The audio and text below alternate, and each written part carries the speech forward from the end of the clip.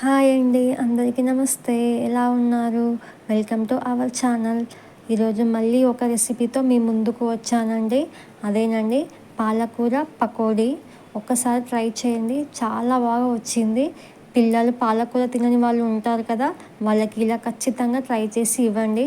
వాళ్ళు లొట్టలు వేసుకుంటూ తింటారు. దానికి కావాల్సిన ఫస్ట్ ఏంటిదో చూద్దాం. మనం ఫస్ట్గా నీట్గా పాలకూరని వాష్ చేసుకొని పెట్టుకోవాలండి. ఈ విధంగా చిన్న చిన్నగా కాకుండా కొంచెం పెద్దగా కట్ చేసుకోవాలండి. ఆకులు చిన్నగా అయితే మొత్తం పొడి పొడి అవుతాయి. ఇలా మనం నీట్గా వాష్ చేసుకొని కొంచెం పెద్దగా కట్ చేసుకొని పెట్టుకోవాలండి. అందులో కొంచెం కరివేపాకు, 2-3 రెబ్బలు కరివేపాకు వేసుకోవాలి.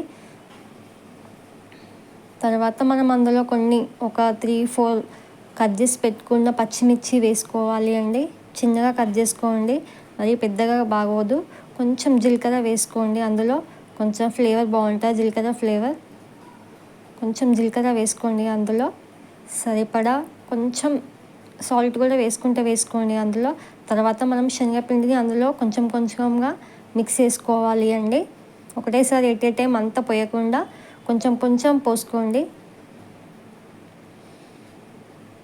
ఇలా కొంచెం కొంచెం నిదానంగా పోసుకోండి. తర్వాత మనం అందులో కొంచెం సాల్ట్ వేసుకోవాలి. మళ్ళీ మనం టేస్ట్కి తగ్గట్టు చూసుకొని సాల్ట్ని యాడ్ చేసుకోండి. అలా కొంచెం సాల్ట్ వేసిన తర్వాత మనం కొన్ని వాటర్ యాడ్ చేసుకోవాలండి. అందులో కొన్ని పోసుకోవాలండి, చాలా పోయకూడదు. ఎందుకంటే మనం పాలకూర అది కొంచెం తడిగానే ఉంటుంది, మనకి వాటర్గానే ఉంటుంది. కాబట్టి మనం కొన్ని వాటర్ పోసుకుంటే సరిపోతుందండి, లేకంటే లూజ్ అయిపోతుంది పిండి అనేది. కొన్ని వాటర్ పోసుకొని నిదానంగా ఇలా మొత్తం మిక్స్ అయ్యేటట్టు కలుపుకోండి.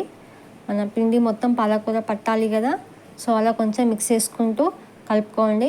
ఈ విధంగా కలుపుకోవాలి. చూడండి ఎంత నీట్గా వచ్చిందో. మన పాలకూరకు మొత్తం ఇలా మిక్స్ చేసుకొని పెట్టుకోవాలండి. మరీ టైట్గా కాకుండా మరీ లూజుగా కాకుండా కొంచెం మీడియం సైజులో మనం ఇట్లా వేసుకునేటట్టు ఉండాలి అండి పిండి అనేది. చూడండి, ఇలా మనం వేస్తే ఇలా కొంచెం ముద్దకైనా రావాలి, లేదా పకోడీ టైప్లో మనం వేసుకుంటాం కదా, అలా ఉండాలి అండి. తర్వాత మనం కొంచెం అందులో మళ్ళీ సాల్ట్ వేసుకోవాలండి. కొంచెం చప్పగా ఉంది, టేస్ట్ చూశాను. కొంచెం కారం కూడా వేసుకొని మళ్ళీ ఒకసారి మిక్స్ చేసుకోవాలండి. ఉప్పు కారం వేసుకున్నాక నేను మళ్ళీ ఒకసారి మిక్స్ చేశాను. చూడండి, ఈ విధంగా ఉంది. తర్వాత మనము ఒక కడాయిలో మనకు ఫ్రైకి సరిపడా ఆయిల్ని పోసుకొని ఉంచుకోవాలండి. చూడండి, ఆయిల్ అయితే హీట్ అయిపోతుంది. ఆల్మోస్ట్ చూడండి హీట్ అయిపోయింది. నేనైతే వేస్తున్నానండి. చూడండి ఎలా వేస్తున్నానో. మనం చిన్న చిన్నగా పకోడీ టైప్లో ఎలా వేసుకుంటామో దీన్ని కూడా అలాగే వేయాలండి. మరి ఉండలుగా వేసుకోకూడదు, ముద్దగా ఉంటుంది. సో కొంచెం విడివిడిగా ఇలా వేసుకోవాలి. చూడండి ఎలా ఫ్రై అయిపోతుందో ఆయిల్లో.